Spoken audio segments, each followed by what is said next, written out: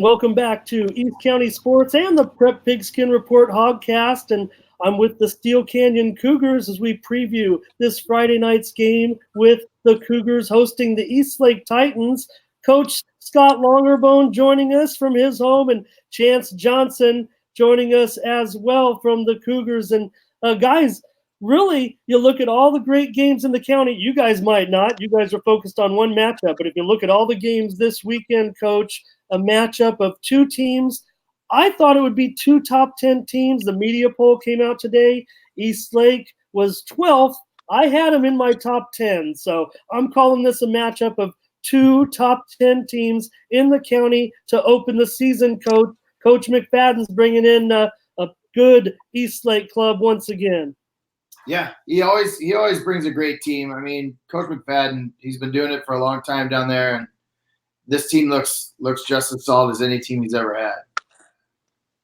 Chance, what does Coach have you working on this week? Don't give away any secrets about your strategy for Eastlake, but we know that you've got to focus on a couple of things out there. You have dual responsibilities. What's it been like at practice this week?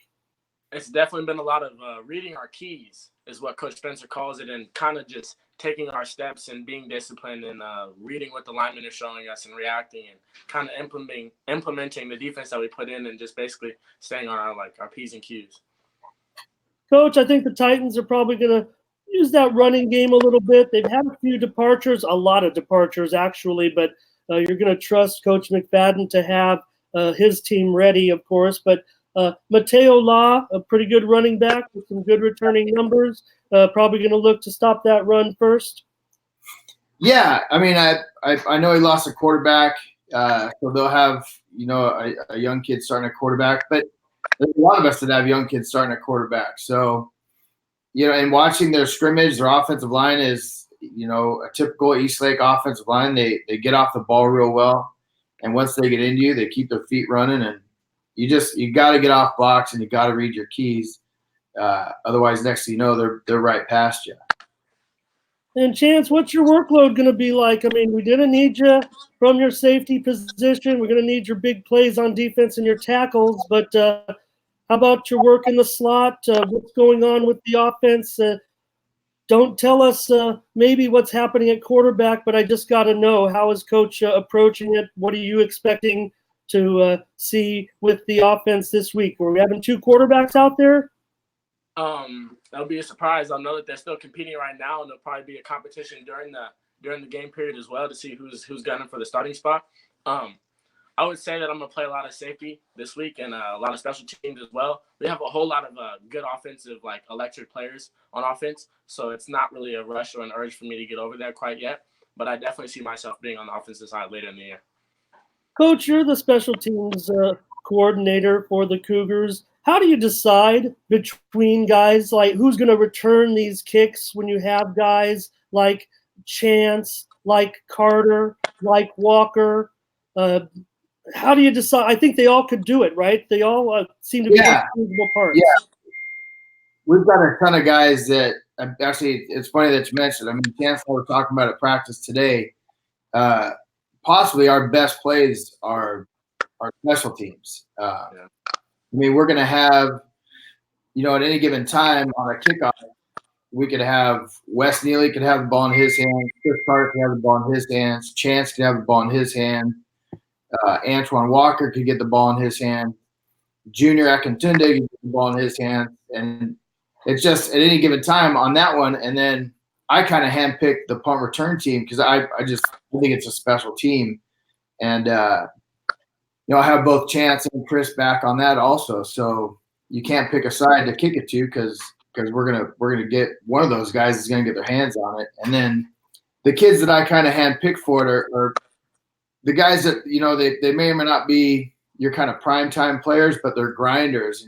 They just want to go out and they want to score a touchdown. Mainly because I think I told you when you're out at Steele Canyon, if they score a touchdown, I take them to the Chinese buffet for lunch on Saturday morning. So they're going to look to eat quite a bit of Chinese food this year.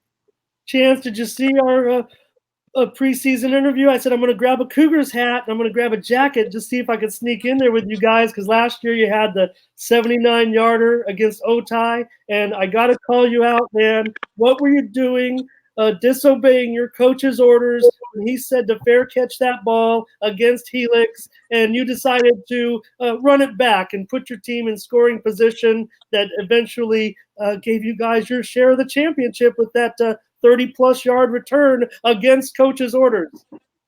I definitely saw like a lane down the left, and as soon as the ball kind of fell into my hands, I was just like, man, I gotta run this. And then I saw Chris leading it down the left, and then the wall just came as we practiced, and it was just all there. Yeah, and Coach, so this week against the Titans, do you think that Wes is going to be the key on offense, since you're going to have to maybe platoon those quarterbacks, just see who's ready to step up? I mean, I would imagine with Jeremy Mendez-Gal, the senior, and Ilya Kurizmosky, the junior, that we might see these guys for a couple of weeks. And if it's a hot hand situation, that's one thing. But you got so many weapons anyways. They just have to get the ball to the guys in space. That's what we've talked about. Yeah, and I mean, there's some guys that, obviously, like I always say, there's guys that get a lot of publicity. Wes Neely's out there. Chris is a returning all-league guy. But, I mean, we got a couple transfers in. Kid named Victor Marquez. Another kid named Adriel Shargloff. He just got cleared for ICIF to play. So there's some no-name guys out there that I think are going to be on the field that after a couple of games, you're going to know who they are. So I'm looking forward to seeing those guys performing on the field as well. Chance, Coach did you guys no favors scheduling, hooking up with Coach McFadden and calling for such a really kind of a key matchup in the first week. We want to win, but this is such a closely contested game. Coach, you talked about it yourself, talking about the Max Preps ratings. If anything, it seems like closely rated. So you guys are actually in a pretty interesting game and kind of an important spot for just the season opener. What have the coaches said to you, Chance, as far as any urgency in the first game? Because I think you just want to get out there and hit some people and run the ball a little bit and see what happens, but still it'd be nice to beat a good team like Eastlake. Yes, sir. Definitely something that's instilled in Steele Canyon is competition and competing. Coach Bone always talks about it, how we're competing, and we just need to go out there with the mindset of we need to do our job to win. So with seeing Eastlake first week as a season opener, I know it has a whole lot of playoff implements and stuff that will affect the playoffs later on, but we're definitely seeing it as game one. We're going to take on game one. After we beat them, then we'll focus on game two and just kind of making our way to our objective, which is always to win league, and then after that, CIF, and then hopefully be back in the state championship. Coach, how did you and McFadden come to this matchup? Is something you guys were looking to do, and did it just fall that you have to do it some week, and maybe it was just the first week? Is that okay this time?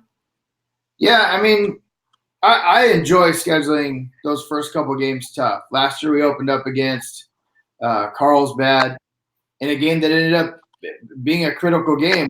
We lost that game, and then when we beat Helix in the final game of the season, had we not lost that early game, we probably would have been a top 4 team in D1 instead of the 5 team. So I just got to emphasize to the guys, these early game matchups with Eastlake and Madison are going to have implications later on down in the season. So we got to be ready to play. I got a real senior heavy group of guys.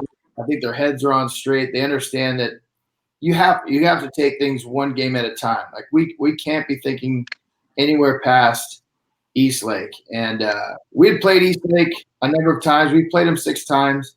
I got away from the game just because I just wanted to change. But Coach McFadden and I would go way back. He's a great guy. I've seen him at a lot of coaching clinics. And I enjoy playing games against quality opponents and then quality coaches as well.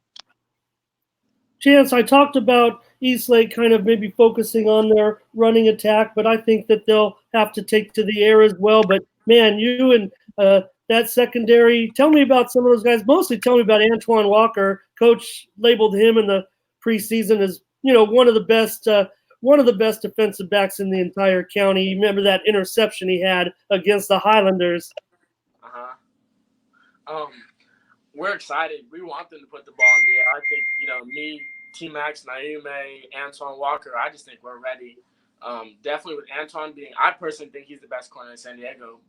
I think he's literally the number one underrated person in San Diego. I've been playing with Antoine since 8th grade, and I honestly can tell you he's the best man-to-man corner I've ever played against and I've ever seen. But we're excited. If they want to put the ball in the air, they better be ready for it because we're going to come down with it. We're excited for that. Coach, anything else out of practice this week before I let you guys go? I asked Chance about the quarterback situation because I didn't want to put you on the spot, but you mentioned the two guys are going to kind of continue there, but Wesley gets the load. How about guys at practice this week, like Junior Akintunde, looking for plays from him as well?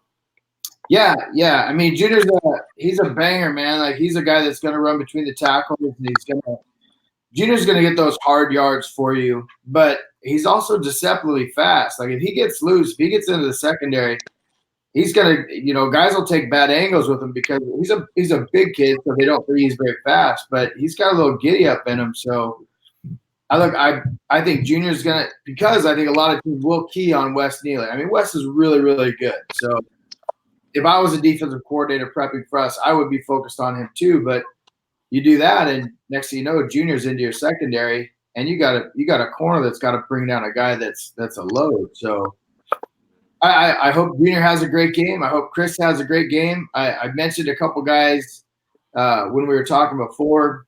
Anthony Littlejohn, I think, has had a great offseason, basically just transformed himself into a really good-looking football player. I think he's another name that we'll be talking about as the season progresses. So he's gonna have a good year. Yeah, I Littlejohn's he's just one of those guys that I think after his junior year said, I want to get on the football field my junior year, and he's done a great job. So there's a couple names for you, and then our offensive line is young, but they got some size and they're hungry, so they'll get after it too.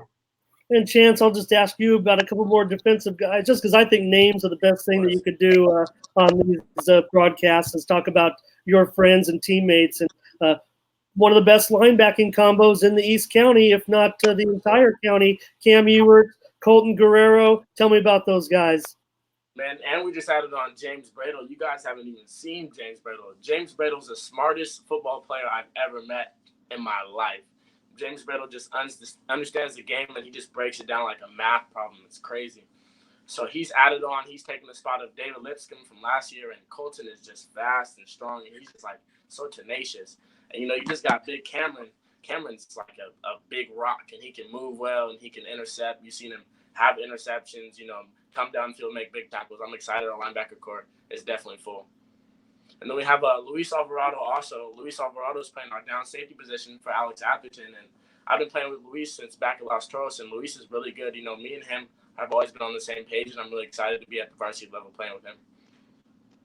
Awesome, Chance. Thank you for that. And thank you to Coach Scott Longerbone. Guys, thanks for doing this. I think it's going to be awesome, and we're going to catch up with you again, I think, as some big games down the road. But first and foremost, the Eastlake Titans this Friday night, Steele Canyon High School, Cougar Stadium, Cougar Country. Come on out and see a great ball game, maybe one of the best ball games in the entire county. I've got them both in the top 10, Eastlake Titans and Steele Canyon Cougars.